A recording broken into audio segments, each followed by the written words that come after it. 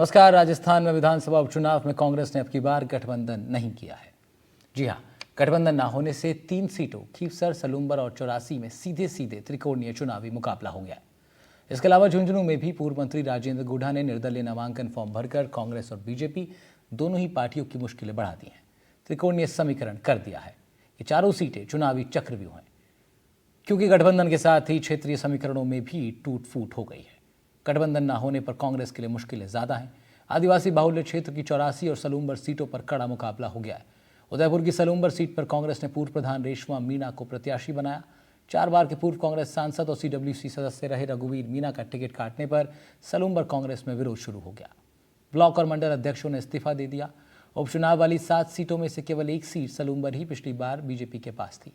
BJP विधायक रहे अमृतपाल मीणा के निधन के बाद सहानुभूति लहर के चलते उनकी पत्नी शांता देवी मीणा को बीजेपी ने प्रत्याशी बनाया, जबकि भारत आदिवासी पार्टी जितेश कटारा को सलूंबर से प्रत्याशी बनाया गया। डूंगरपुर की 84 सीट पर बीजेपी ने कारीलाल ननोमा को प्रत्याशी बनाया है, जो सीमलवाड़ा पंचायत समिति के प्रधान और बीजेपी जनजाति मोर्चा के जिला महामंत्री हैं। कांग्रेस प्रत्याशी महेश रोत और भारत आदिवासी पार्टी के प्रत्याशी अनिल कटारा से 2-2 हाथ उन्हें करने पड़ेंगे।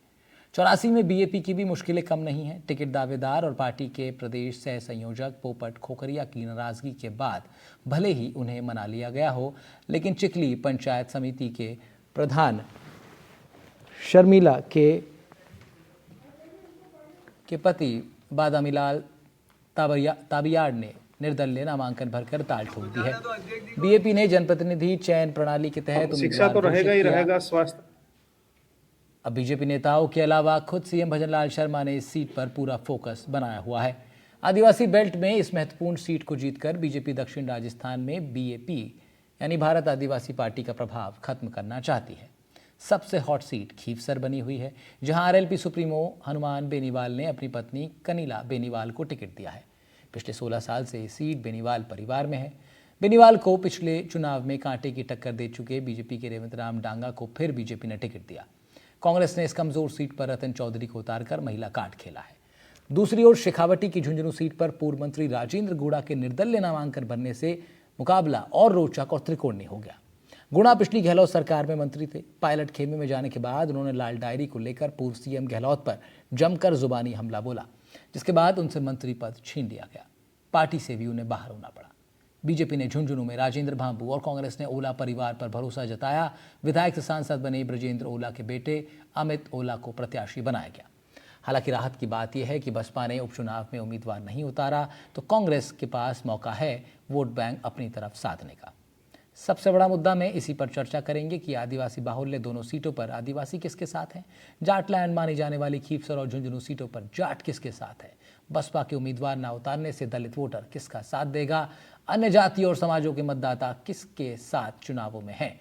गठबंधन टूटने और त्रिकोणीय मुकाबले का चुनाव परिणाम पर क्या असर होगा, इन तमाम बेहद ही रोचक सवालों पर चर्चा होगी। लेकिन इससे पहले कनिका बेनीवाल, जो कि आरएलपी की प्रत्याशी हैं, उनकी बाइट सुनवाते हैं आपको। खीवसर में विकास की तो कोई बात कर ही नहीं सकते, क्योंकि लगातार 4 चांद लगे हुए हैं। और अगर कोई कमी छोटी मोटी अगर कोई कमियां रही है तो उनको पूरा करने का प्रयास करेंगे। बीजेपी और कांग्रेस मिलकर चुनाव लड़ रही है, लेकिन फिर भी आरएलपी परिवार इतना बड़ा है और खीवसर की जनता हमारे साथ है, इसलिए हमें किसी प्रकार की कोई चुनौती नहीं नजर आ रही। तो आज तमाम नॉमिनेशन का सिलसिला भी जारी रहा। आज आखिरी दिन था नॉमिनेशन का। डूंगरपुर से कांग्रेस प्रत्याशी ने नामांकन भरा। उसके बाद उन्होंने मीडिया से बात की। क्या कहा, सुनिए जरा। कांग्रेस के जो राष्ट्रीय मुद्दे हैं, जातिगत जनगणना हो या फिर कांग्रेस आजादी से और उससे पहले से देश के विकास के लिए काम करती आ रही है। बाकी जो दूसरी पार्टियां हैं, धर्म के नाम की, जाति के नाम की राजनीति करती आ रही है। यहाँ के युवा बेरोजगारी से और महंगाई से त्रस्त है। इन मुद्दों पे मैं काम करूंगा और युवाओं को सही राह पे लाने की कोशिश करूंगा। तो नए चेहरों के दम पर कांग्रेस भी इस बार चुनावी मैदान में जीत हासिल करना चाहती है, एक नई स्ट्रैटेजी के साथ। और क्या क्या स्ट्रैटेजीज और तमाम जो सवालों का हमने जिक्र किया, उनके जवाब कैसे तलाश रही हैं अन्य पार्टियां, बात करेंगे अटल खंडेलवाल हैं बीजेपी प्रवक्ता, उनसे पौरुष भारद्वाज कांग्रेस प्रवक्ता के नाते से जुड़ रहे हैं, जितेंद्र मीना राष्ट्रीय प्रवक्ता हैं बीएपी यानी भारत आदिवासी पार्टी के। तीन चेहरे आपको मुझसे अलग आपको तीन और चेहरे नज़र आ रहे हैं और ये तीनों चेहरे बड़े खास हो जाते हैं क्योंकि त्रिकोणीय मुकाबला जिन जिन सीटों पर बन रहा है उनमें यही तीनों पार्टी प्रमुख हैं। शुरुआत करेंगे जितेंद्र मीना से, बीएपी के प्रवक्ता हैं। बीएपी की कोशिश इस बार जितेंद्र भाई रहने वाली है कि अपने प्रभाव को आप लोग और बढ़ा पाएँ। क्या बढ़ा पाएंगे? क्या स्ट्रैटेजी आप लोगों की है? क्या कुछ आपको लग रहा है? अभी तमाम प्रत्याशी भी अब आपके सामने आ चुके हैं, अन्य पार्टियों के भी। बहुत शुक्रिया। हम लोगों ने इस उपचुनाव में 2 सीटों पे हम लोग चुनाव लड़ रहे हैं, 84 और सलूम्बर। और इन दोनों सीटों पे हम सिर्फ चुनाव तो ये अभी क्योंकि डेमोक्रेटिक प्रोसेस है उसमें हम लोग अभी शामिल हुए हैं, लेकिन हमारा जो काम है पिछले कई सालों से चला आ रहा है और उस काम के जरिए हम लोग लोगों तक पहुंचे हुए हैं। वहां तक हमारी पकड़ है, लोगों तक गांव गांव ढाणी ढाणी हम लोग पहुंचे हुए हैं, जितने भी थड़े हैं वहां तक हम लोग पहुंचे हुए हैं। ऐसे में हमारे लिए कांग्रेस या बीजेपी से कोई खास चुनौती है नहीं। हमारे लिए अगर कोई चुनौती सबसे बड़ी है तो वो हम खुद हैं कि हम कैसे इस चीज को समेट पाएंगे, इतने जो बड़ा पूरा का पूरा जो जन समूह है उसको कैसे जो है अपने साथ ला करके आगे लेकर के चलेंगे, और वही हमारे लिए एक बड़ी चीज है। ऐसे में अगर चुनावी चुनौती को देखें तो ऐसे में कुछ नहीं है, क्योंकि कांग्रेस ने जिसे प्रत्याशी बनाया हुआ है सलूम्बर के भीतर वो पिछली बार की बागी प्रत्याशी है। दूसरे जो बीजेपी के प्रत्याशी हैं उन प्रत्याशियों को आप देखेंगे तो वो परिवार जो अमृतलाल जी का परिवार था, अनफॉर्चुनेट है, बहुत दुखद था अमृतलाल जी के साथ जो उनकी निधन हुआ, मन्नारे हो गए। उनकी मैडम को उन्होंने जो है टिकट दिया है और एक सहानुभूति के जरिए वो वोट लेना चाहते हैं। लेकिन ऐसी स्थिति में आप देखिए कि विधानसभा में जो चुनाव जिस तरीके की समस्या है उसके लिए जरूरी है कि हम किस तरीके से उन समस्याओं को उठाएं, क्योंकि पूरा का पूरा दक्षिणी राजस्थान में देखिए कि जिस तरीके से मजदूरों का पलायन हो रहा है, आदिवासियों का जो पलायन है खास करके मजदूर के मसले पर जो गुजरात जा रहे हैं या बाकी के अलग अलग हिस्सों में जा रहे हैं, वो एक बड़ा मसला हमारे बीच में। और उसके लिए हम लोग लगातार पहले से आंदोलन करते रहे, पहले से लड़ते रहे कि किस तरीके से इस पलायन को रोका जाए, और इसके लिए लगातार बातें होती रही। दूसरी तरफ आप देखेंगे तो जो आदिवासी छात्रों की और छात्राओं की जो स्कॉलरशिप का मसला है उस पर देख लीजिए, पहले 2 साल कांग्रेस पिछले 3 साल से स्कॉलरशिप नहीं आई, जिसमें 2 साल तो कांग्रेस की सरकार थी और अभी 1 साल से जो है बीजेपी की सरकार है, तो उस फ्रंट पे भी जो है लगातार फैल रहा। तीसरी चीज आप देखिए तो लगातार जिस तरीके से आदिवासियों के ऊपर हमले बढ़े हैं, कांग्रेस के हमले हो रहे थे और उसके बाद में भी लगातार बीजेपी के दौर में भी लगातार हमले होते रहे। हमने पिछले दिनों देखा कि एक स्कूल टीचर को घर में बैठ करके काट डाला गया, आदिवासी महिलाओं के ऊपर अत्याचार हो रहे हैं, और लगातार इस तरीके की चीजें आप देखने को मिलेंगी। तो पता चलेगा कि हमारे लिए देखें तो कांग्रेस और बीजेपी दोनों जो है कंप्लीटली फेल दिखती हैं, और ऐसे में हम लोग जो है जनता की जो आवाज है उसको आगे लेकर के जाने की कोशिश कर रहे हैं। जी पौरुष भारद्वाज, तमाम तर्क हैं बीएपी के, उनका अपना आधार है, ऐसा उनका कहना है और उनका ये भी मानना है कि भाई लगातार उनके जो स्थानीय लोग हैं उनमें उनकी प्रेजेंस बनी हुई है। भारतीय जनता पार्टी सत्ताधारी दल है और एक आंकड़ा ये भी बताता है कि उपचुनावों में आप लोग बहुत ज़्यादा सफल हो नहीं पाते हैं। कांग्रेस आपसे जीतती रही हर बार और अब तो इस बार बीएपी भी आपके सामने है, जो कि भले ही एक नया दल हो लेकिन अपनी पकड़ उनके हिसाब से उनकी मजबूत है। कैसे आप लोग अपनी स्ट्रैटेजी बना रहे हैं उपचुनावों में इस बार सियासी ट्रेंड्स बदलने की? राहुल जी, देखिए, मैं पहले तो सबसे सर्वप्रथम तो आपकी बात में करेक्शन करना चाहूंगा कि राजस्थान में पिछली 3 सरकारें हैं, जिसमें एक मौजूदा सरकार है और पिछली अशोक गहलोत जी की सरकार है और एक उससे पिछली सरकार। पौरुष जी, ये सवाल मैंने अटल खंडेलवाल जी से पूछा ना।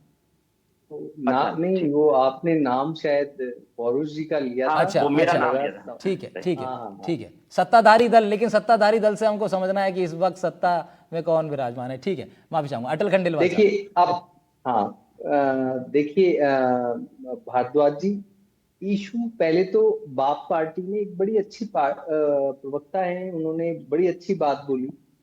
उन्होंने कहा कि हमने इतनी सारी जनता है उनके साथ में, लेकिन वही इनके लिए चुनौती है और वो समझ नहीं पा रहे कि क्या करना है हमें आगे। पहली बात। दूसरी बात, आप देखिए ये गठबंधन में आए, ये गठबंधन के अंदर आए और गठबंधन टूट गया। क्यों? क्योंकि ये वैचारिक गठबंधन था नहीं। सत्ता की लूट का गठबंधन बनाओगे तो ऐसा ही होगा, हर बार ऐसा होगा। भले कहीं पर भी क्यूसर में हो, चाहे यहाँ पर आप 84 में और सलम्बर में हो, इनके विचार एक कहाँ थे? शुरू से ही लोकसभा खत्म होने के बाद ही इनका टूटना शुरू हो गया था। तो बात ये है कि न इनको पता है न इनको करना क्या है, केवल एक की कैसे भी अलग कर दो। अच्छा, ये अत्याचार की बात कर रहे हैं, अत्याचार किसी पर नहीं होना चाहिए, किसी पर भी नहीं, आदिवासी पर नहीं तो किसी पर भी नहीं। बात ये करते हैं तो बहुत अच्छा लगता है, और कहते हैं कि भाई 2 केस उठाए और उन्होंने कहा कि साहब ऐसा हुआ। तो ऐसे तो अगर रोज के देखेंगे तो क्या पता कितने ही उसमें हर कास्ट के, हर पंथ के, हर भाषा के, हर क्षेत्र के लोग आ जाएंगे। तो अत्याचार होना ही क्यों चाहिए? हमारा कहना है कि भाई क्राइम होना ही नहीं चाहिए, उसको कम लाना चाहिए। कांग्रेस के टाइम पे जिस तरीके से राजस्थान प्रदेश तेजी से क्राइम में आगे बढ़ रहा था, हम बिल्कुल उसके प्रति प्रतिबद्ध है कि क्राइम कम हो, और हमने पिछले साल की तुलना में इस बार जो क्राइम की रिपोर्ट आई है उसमें 7.12 की जो कमी लाई भी है। तो बात ये है कि विषय बिल्कुल ठीक उठाया कि भाई हम अलग से आदिवासी के लिए ये करना चाहते हैं। तो आदिवासियों के लिए मैं आपको बता देता हूँ, सत्ताधारी पार्टी होने के नाते आदिवासी हमारी प्राथमिकताओं में से एक है। मतलब बहुत सारी चीजें इनके यहाँ पर कमिटेड है। महाराणा प्रताप आपको पता है कि उसको लेकर के हमने बकायदा टूरिज्म क्षेत्र नहीं, लेकिन घोषित करने खंडेलवाल साहब, की। एक नैरेटिव सेट करने की कोशिश बीएपी की तरफ से भी हुई है बीते दिनों में, चाहे वो उनके प्रचार का तरीका हो या फिर तमाम चर्चाओं के माध्यम से भी या बयानों के माध्यम से भी कोशिश की गई है बीएपी द्वारा ये बताने की कि भारतीय जनता पार्टी ने आदिवासी समाज को या कांग्रेस ने भी उतनी प्राथमिकता कभी नहीं दी जितनी वो लोग उनको दी जानी चाहिए। क्या आप लोग टैकल कर पाएंगे इस नैरेटिव को? नहीं, बिल्कुल नैरेटिव टैकल हुआ डीएनए हुआ की है। जांच जनता करवाने क्या का है, सवाल जैसे भी जो जैसे है आगे बीजेपी चल की रही, तरफ से ही आया था जैसे राहुल जी। जैसे आगे चल रही है ना, जैसे जैसे आगे बढ़ रहा है समय, जनता बहुत अच्छे से समझने लगी है कि ये जाति, पंथ, धर्म और इन सब में तोड़ना, भाषा, क्षेत्र, इन सब में अगर जनता को तोड़े जाएंगे तो उसमें लाभ किसका है? किसी का भी नहीं। तो ये उनको समझ में आना चाहिए कि बेसिकली राष्ट्र को आगे बढ़ाना, अपनी जो कल्चर है उसको समझना और वो आगे बढ़ाना, ना कि केवल जनता को नहीं, लेकिन भ्रमित फिर कर अटल देना। अटल अगर अटल खंडेलवाल साहब, इसमें एक बात ये भी है कि ये भी एक फैक्ट है कि जब कोई एक कम्युनिटी का झंडा उठाए आगे चलता है तो फिर उसमें सही गलत थोड़ा साइडलाइन हो जाता है, और क्योंकि कम्युनिटी की सवाल आ जाता है। और फिर हमने देखा है कि सियासत का इतिहास यही कहता है कि उस दल को, उस नेता को बढ़त मिलती है, लोगों का समर्थन मिलता है। देखिए भारद्वाज जी, ऐसा है कि ये जैसे जैसे एजुकेशन फैक्टर बढ़ता जा रहा है, आप देखिए कि मैं तो खुद कहता हूँ कांग्रेस क्या करती आई। कांग्रेस का ही राज था ना स्वतंत्रता के बाद में, लेकिन उसके बाद धर्म, क्षेत्र, भाषा, पंथ के नाम पे तोड़ते चले गए, और 60 सालों में इनकी दशा ये हो गई। अभी यही तो कारण रहा, भारतीय जनता पार्टी दो ही बात करती है, अपनी विचारधारा की तो बात करती चूहे है कि खाकर हम दिल्ली राष्ट्र हज प्रथम को चली। को लेकर ठीक है, के आगे ठीक है। चलने की पौरुष बात जी कुछ करते कह रहे हैं। हैं, पौरुष हम जी आपकी हिंदू बात का संस्कृति को पौरुष आगे जी बढ़ाने की बात आपकी करते बात का हैं। काउंटर करना चाह रहे हैं खंडेलवाल बेसिकली साहब। पौरुष जी के पास चलते हैं। पौरुष जी, आप क्या कह रहे हैं, बताइए जरा। राहुल जी देखिए, मैं सबसे पहले तो भाई अटल जी की बात को मुझे सुनकर के बड़ी हंसी आ रही थी, और निश्चित तौर पे आप सर्वे करवाएंगे तो आपके जितने भी दर्शकगण हमारे कार्यक्रम को देख रहे हैं वो सब हंस रहे होंगे अटल जी के ऊपर। जिस बिल्कुल पार्टी की बिल्कुल राजनीति ये धार्मिक आधार पे विभेद पे, जातिगत आधार पे विभेद पे जिस पार्टी की राजनीति शुरू होती है, वो आज राष्ट्रीय एकता की बात कर रही है, धर्म की बातें कर रही है, बड़ी बड़ी बातें कर रहे हैं, लोग हंस रहे हैं। अटल जी आपकी बात पे आपको वही बात करनी चाहिए जो आपकी सच्चाई है। कहावत होती है कि आप 100 चूहे हंसते खाकर रहो, बिल्ली हज को चली। हंसते रहते निश्चित तौर रहते पर ही देखिए, आपके अभी स्टेट साफ आपके हो गए बारे में और केंद्र आपके बारे साफ में हो गया। आपके बारे में ठीक है, अटल जी आपके सुन बारे लेते में हैं, बोलिएगा अटल जी सुन केंद्र लेते में हैं। आपकी सरकार नहीं आपकी रही, पूरी क्योंकि सुनिए। आप हंसते रह गए। राहुल जी का माइक आपके बंद जो करवाइए, राहुल पीसीसी जी, के जो राहुल जी का चीफ है माइक वो बंद ठुमके करवाइए, नहीं तो लगाते हैं, मैं आगे नहीं बोलने आप दूंगा आपको। हंसते हैं, देखिए दूसरी बात प्रवक्ता में हंसता है जितेंद्र जी, और पीसीसी दूसरी चीफ बात अटल जी मैं सुन ठुमके लेते हैं, सुन अरे लगाते लेते हैं। हैं। आपकी बात में हंस रहे हैं लोग तो बात। होगा अरे क्या? कानून तो उससे व्यवस्था के होगा क्या? कानून व्यवस्था के हल नाम पर, करो, जनता कानून की व्यवस्था के समस्याओं नाम पर को फेल हुई सरकार, आगे लाओ, किसानों को उनको हल एमएसपी के करो। नाम पर फेल हुई सरकार, ठीक है, किसानों के लिए नहीं ठीक है। काला पौरुष जी, कानून आप बात बनाने पूरी वाली कीजिए, आप सरकार, बात किसानों पूरी का। कीजिए, आप बात पूरी कीजिए। पौरुष जी बात पूरी कीजिए।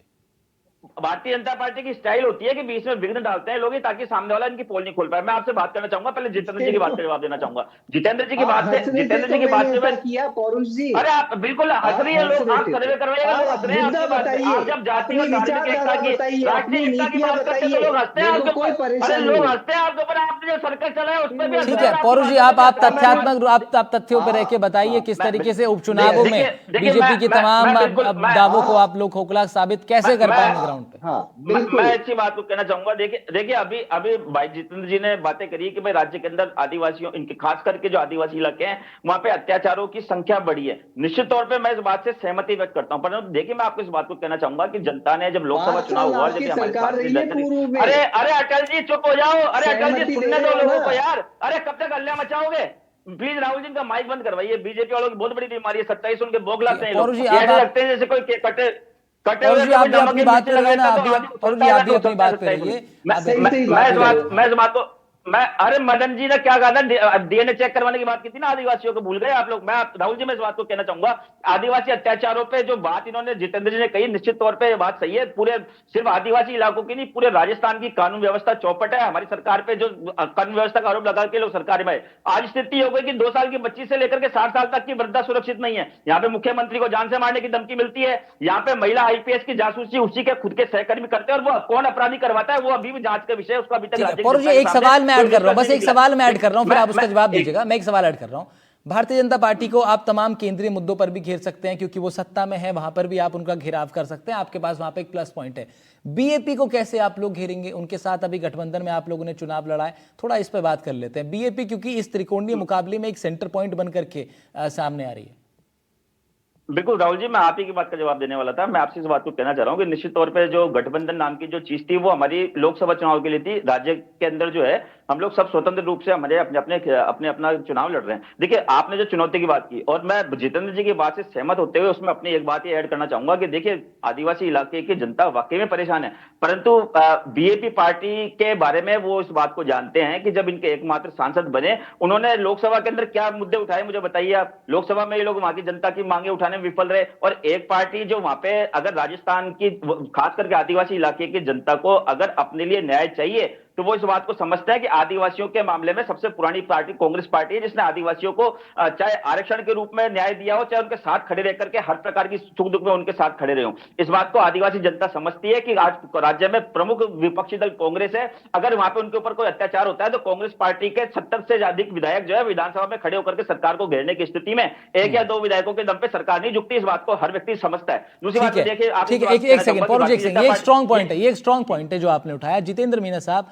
ये भी एक स्ट्रांग पॉइंट है कि जब आदमी वोट डालने जाता है तो वो ये भी देखता है कि उसकी बात को मजबूती से कौन रख सकता है और किसमें इतना क्षमता है जो अपनी बात मनवा भी सकता है। तो क्या बीएपी ये जो क्योंकि पौरुष भारद्वाज ने ये जो बात रखी कि कांग्रेस में वो दम है कि वो मजबूत विपक्ष के नाते से खड़ी है, कैसे आप काउंटर करेंगे इसको? राहुल भाई, ये बहुत गलत फहमी है अगर पौरुष भाई इस बात को कह रहे हैं तो। ऐसा नहीं है, अगर किसी का एक व्यक्ति भी रिप्रेजेंटेटिव है तो वो अपने लोगों की बात रखता है। जहां तक पौरुष भाई ने बात कही कि किस तरीके के मुद्दे उठाए गए, तो मैं आपको बता दूं पौरुष भाई कि सबसे बड़ी जो 2-3 चीजें हैं आदिवासी इलाकों में जो चल रही है, उसमें सबसे बड़ा जो मसला था वो था कि आदिवासियों की जमीनों को जिस तरीके से छीना जा रहा है, चाहे वो बांसवाड़ा के अंतर्गत हो, उदयपुर के अंतर्गत हो, राजसमंद में हो, धौलपुर और करौली में हो, और राजस्थान के बाहर भी देखेंगे तो सबसे पहला सवाल जो लोकसभा के भीतर उठाया गया राजकुमार राउत की तरफ से, वो जमीनों को छीने जाने का मसला था, पहली बात। दूसरी मसला वो जो था वो ये था कि 84 के अंदर पानी की समस्या बहुत लंबे समय से चली आ रही थी, जिसको कि पिछली सरकार जो कि आपकी सरकार का दौर था, उस समय पर वहां पर पानी के लिए एक नहर का जो है लगभग 886 करोड़ का एक प्रोजेक्ट जो है सैंक्शन करा करके लाया गया, जिसमें तमाम तरीके की कार्यवाही आगे हो चुकी थी। और अभी जब जैसे ही सरकार बदली तो वहां पर बीजेपी की सरकार ने उसको वर्क ऑर्डर निकालने से इनकार कर दिया, उस प्रोजेक्ट को आगे नहीं बढ़ने दिया। दूसरी चीज, तीसरी चीज जो हमारे सांसद ने उठाई और हमारे जो विधायकों ने भी उठाई थी, वो ये था कि जिस तरीके से आदिवासी इलाकों से आदिवासियों का पलायन हो रहा है मजदूर के तौर पर, उस मजदूर के पलायन को रोकने के लिए भी जो है लगातार जो है मांग उठाई गई। चौथी बात, जो आदिवासी हमारे धर्म कोड का एक पूरा नेशनल इश्यू था, उसको भी आदिवासियों के लिए अलग सेपरेट धर्म कोड की मांग को पार्लियामेंट के भीतर और पहले ही भाषण में जो है इसे उठाया गया था, धर्म कोड के मसले को।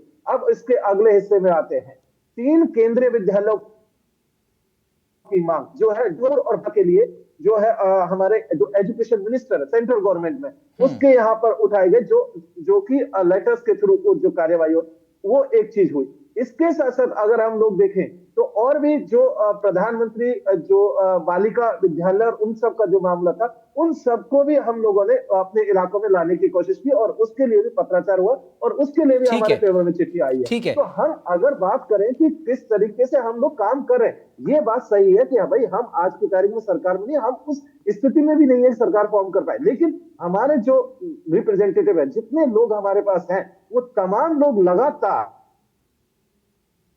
हर एक जगह आगे ठीक है, करा रहे हैं, चाहे ठीक है। कांग्रेस की अटल सरकार हो, खंडेलवाल चाहे साहब, बीजेपी मैं सरकार एक हो। बात जरूर जी। आपसे ये जानना चाहूंगा, क्या जब हम त्रिकोणीय मुकाबले की बात कर रहे हैं तो क्या बीजेपी भी इसको त्रिकोणीय मुकाबला मान रही है? आपके कंपटीशन में आप बीएपी को देखते हैं या फिर आपके लिए चुनाव बनाम कांग्रेस ही है, या फिर सिर्फ बीएपी से आपने कांग्रेस को एकदम अपनी चुनौती से हटा दिया है?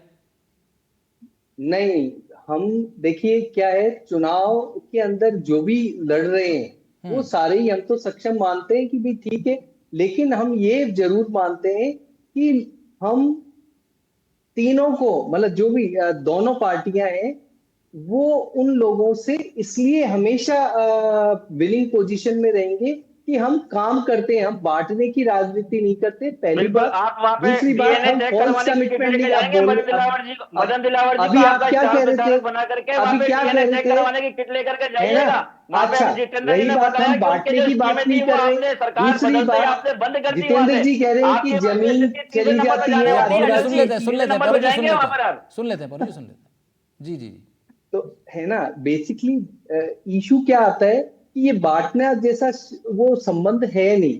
हम ये कहते हैं कि आदिवासी हो या कोई भी, हिंदू संस्कृति से सभी जुड़े हुए हैं और हम इस बात को नहीं तो आपके स्ट्रांगली आपके कहते हैं। आपके पास हम वोट उसके वोट लिए बैंक क्या किसी है आपके तरीके पास? का वहां पे कोई आपका टारगेट आपके किन किन लोगों पर आपकी नजर है, कौन कौन से समाज पर आपकी नजर है, जरा थोड़ा सा ये बताइए कोई खुलकर। देखिए, सारे समाज हमारे समाज है। जो हमारी विचारधारा में, पहला बिल्कुल स्पष्ट कर रहा हूं राहुल भारद्वाज जी, कि पहला जो स्पष्ट संदेश है कि राष्ट्र प्रथम की भावना, और दूसरा स्पष्ट संदेश है कि हम हिंदू अरे जो भाई, राष्ट्र संस्कृति का को ठेका आगे आपने ले दोनों जाने ले के ठीक लिया। है। लिए आप आगे राष्ट्र खत्म कर ले रहे हो तो जाए। पौरू दूसरे जी, की ये पौरू दो, जी, धरती और हो गया क्या? तीसरा, पौरू जी, बीजेपी पार्टी पौरू की जी, तरह बीएसपी, राष्ट्र धरती हो पौरू गया जी, क्या? बीएसपी ने तो अरे अपने सुनो कैसी ठीक सुनो, है। ढंग से बहस बातें करो, करी जा रही है है आप ना, लोगों के इसको द्वारा? खराब मत आप करो। अपने आप को तीसरा, स्वयं को हम घोषित करेंगे कहते हैं कि आप भी आपके लिए राष्ट्र प्रथम है, हम दूसरों के लिए राइजिंग राष्ट्र प्रथम नहीं है। राजस्थान जैसे, आजादी के आंदोलन में आप ईआरसीपी लोगों का क्या जैसे, योगदान था, यमुना बताया कीजिए ना। जल समझौता जैसे, और अर्थव्यवस्था को उस पे भी बढ़ाने आपने जैसे। बेवकूफ देखिए, बनाया। ठीक उस पे है, भी 5 लाख आपने ठीक है लोगों बेवकूफ को खंडेलवाल बनाया। साहब, मैं समझ गया। ये ठीक है कांग्रेस खंडेलवाल साहब, मैं कांग्रेस समझ की गया। बात भारतीय है, जनता कांग्रेस पार्टी की अपने तमाम जो केंद्र के काम है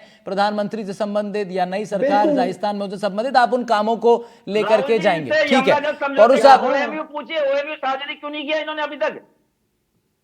अरे सब करेंगे, ये सब भारतीय तो जनता रखो। भारतीय जनता आप क्यों पार्टी की चिंता सरकार करते जिन हो? लोगों को अरे बेवकूफ हम बनाने में 5 काम करती साल है। तक ठीक कोई है, चीज पौरू नहीं जी, लेके मेरी आए, बात तब सुनिए। तक उसको मुद्दा बनाया जब जाए। बीएपी का हम कैंडिडेट युवा आपके से सामने सब होगा कहते हैं। इन तमाम सीटों पर, चाहे वो 84 हो, चाहे सलूम्बर हो, या फिर चलिए अन्य सीटों पर भी आ जाते हैं, झुंझुनू और खीवसर पर आ जाते हैं, जाट बाहुल्य सीटें हैं, वहां पर आरएलपी भी चुनाव लड़ेगी। आप लोग, क्योंकि मैं वोट इस तरीके से समझना चाह रहा हूं कि भाई आप लोग जब अपने वॉर रूम में बैठ करके गणित तैयार करते होंगे तो बीजेपी का जैसे साफ तौर पर कहना है कि भाई हम तो सर्व समाज को लेकर के चल रहे हैं, ये कहना सबका होता है, लेकिन आपका पर्टिकुलर, भाई क्या, मैं आपसे सवाल पूछ रहा हूं, क्या दलित वोट बैंक आपके साथ आएगा इन चुनावों में, इन उपचुनावों में?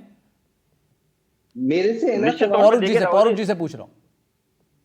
राहुल जी, देखिए वहां पे जो झुंझुनू वाली सीट है उसका ट्रैक रिकॉर्ड रहा है कि वो लंबे समय से कांग्रेस पार्टी के पास है, और वो कांग्रेस पार्टी के पास इसलिए नहीं है कि और कोई वजह है। वहां पे कांग्रेस पार्टी के जो जितने भी वहां पे कार्यकर्ता हैं, कांग्रेस पार्टी के नेता हैं, उन्होंने वहां पे जनता के लिए संघर्ष किया, और उसी का परिणाम है कि आज जनता की मांग पर जो है कांग्रेस पार्टी जो है वहां पे एक परिवार की तीसरी पीढ़ी वहां पे उतारने के लिए जा रही है। और देखिए, भारतीय जनता पार्टी तो सबसे पहले बड़ी परिवारवाद की बातें किया करती है। 2 जगह भारतीय जनता पार्टी ने शुरुआत कर दी है, और हनुमान बेनीवाल जी के बारे में भी कहना चाहूंगा, उन्होंने भी पहले परिवारवाद पे वो भी आरोप लगाते थे, उन्होंने भी इस चीज की शुरुआत कर दी है। निश्चित तौर पर झुंझुनू जिले की जो आपने बात करी, खींवसर की सीट भी कांग्रेस पार्टी जीतने के लिए जा रही है, और झुंझुनू की सीट तो हम जीत रहे हैं। और देखिए, सबसे बड़ी बात मैं इस बात को कहना चाहूंगा कि जो भी उपचुनाव होते हैं, वो चुनाव जो होते हैं वो राज्य सरकार के कामकाज का असेसमेंट होते हैं। राजस्थान में तो सरकार का चल रही है राहुल जी, सरकार चल रहा है। यहाँ पर तो कानून व्यवस्था तो सुरक्षित नहीं है। यहाँ पे बिजली की दरें इन्होंने आते ही बढ़ा दी। पानी के प्रबंधन में ये लोग सफल नहीं रहे। यमुना जल समझौते के मामले में इन्होंने राज्य की जनता से झूठ बोला। यमुना जल समझौते में तो पोल इनके खुद के मनोहर लाल खट्टर जी ने खोल दी थी कि भैया पहले 24,000 क्यूसेक पानी का हरियाणा उपभोग करेगा, उसके बाद हम सोचेंगे, और वो भी बरसात के दिनों में सोचेंगे। यमुना जल समझौते के बड़े राग अलापते हैं लोग। ये जब इनसे कहा जाता है कि भाई आप उसका ओएमयू जनता के सामने क्यों नहीं लेकर के आते, इनके पास जवाब नहीं होता। आप देखिए ये लोग बिजली के मामले में, आपने देखिए आप ही के चैनल में बैठ करके डिबेट की थी हमने, हमारी सरकार के समय में ये लोग चिल्लाते थे कि साहब राजस्थान में सबसे महंगी बिजली। आज स्थिति हो गई कि इनकी सरकार बनते ही इन्होंने सबसे पहले जो है स्थायी शुल्क में बढ़ोतरी करी, इन्होंने विद्युत के शुल्कों में बढ़ोतरी करी, विद्युत का जो सरचार्ज लगाया हमारे द्वारा माफ किया गया था, इन्होंने उसको बढ़ाया। पौरू जी, ये जो तमाम करते हुए पौरू जी काफी सारी चीजें जो आप बता रहे हैं, इसमें मेन निश्चित सवाल तौर पे- देखिए क्या निश्चित निकलता है। तौर आप पे देखो राहुल जी, ये पौरू जी, चुनाव- इसमें ये सवाल चुनाव देखो क्या राज्य सरकार है, के सवाल काम इसमें पर ये नहीं है। है, सवाल इसमें ये है कि तमाम जो बातें आप लोग बता रहे हैं और जनता के बीच जब आप जाकर के बताएंगे और ये आह्वान करेंगे कि भाई वोट आप लोग बीजेपी को मत दीजिए, तो फिर एक बात इसमें ये निकलती है कि गठबंधन जो अब आप है नहीं, तो ये बीएपी जो पार्टी है, अब कहीं ऐसा तो नहीं कि इन तमाम तर्कों के बाद बीजेपी और कांग्रेस की आपसी इसमें बीएपी या अन्य जगहों पर मान लीजिए आरएलपी अपना अब सीट निकाल जाएगी, उसका फायदा दूसरे तीसरे दल को मिल जाएगा। आप दोनों की इस आपसी बहुत पुरानी जो पारंपरिक बहस चल रही है इसका।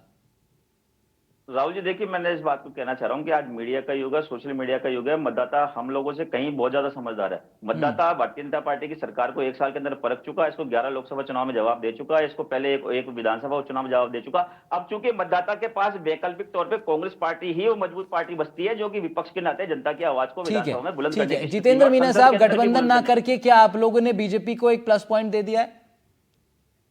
जी बिल्कुल नहीं, ऐसा बिल्कुल बात नहीं है। हम अपनी पूरी ताकत से लड़ रहे हैं और हमने विधानसभा में भी अपनी पूरी ताकत से लड़ा था, और उस समय भी हमारे सामने कांग्रेस भी थी, बीजेपी भी थी। इस बार भी कांग्रेस ठीक है। हमारे सामने, बीजेपी हमारे सामने, तो हमारे लिए कोई वो मामला नहीं है कि किसी को जो है वॉक ओवर दिया या किसी को ठीक है, जो है आप वो- लोग अपनी तैयारी के साथ मैदान में आएंगे बिना इस बात की फिक्र किए कि सामने विपक्षी दल मतलब कहाँ पे क्या समीकरण बिगड़ रहा है, बन रहा है। आपका अपना एक समीकरण है, वो आप लोगों के दिमाग में क्लियर है, ऐसा बीएपी का मानना है। समय इतना ही था। अटल खंडेलवाल साहब शुक्रिया आपका, पौरुष भारद्वाज आपका शुक्रिया, और जितेंद्र मीना साहब आपका भी बहुत शुक्रिया इस चर्चा में जुड़ने के लिए। मुकाबला बेहद ही रोचक होने वाला है तमाम अलग अलग सीटों पर। कुछ खास सीटों पर त्रिकोणीय मुकाबला, उन पर आज हम चर्चा कर रहे थे। फिलहाल इतना ही, नमस्कार।